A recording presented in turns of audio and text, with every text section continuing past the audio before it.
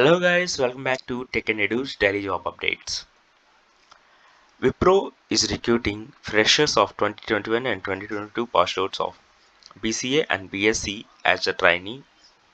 For the details and application link is provided in the description.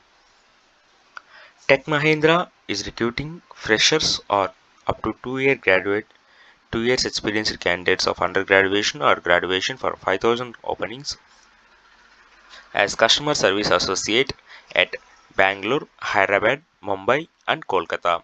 For this, they are offering as a 1,25,000 to 2,50,000 as an annual package.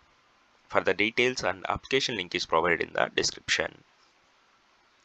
Mount Blue Technologies is recruiting freshers of BE, btech, mtech, and MCA as software engineer trainee. For this, they are offering an annual package of 4,01,000. For the details and application link is provided in the description. Unisys is recruiting freshers of bachelor's degree as associate engineer at Bangalore. For the details and application link is provided in the description. First American India Private Limited is recruiting freshers of BE, btech, mtech, and MCA as technical trainee at Hyderabad. For the details and application link is provided in the description.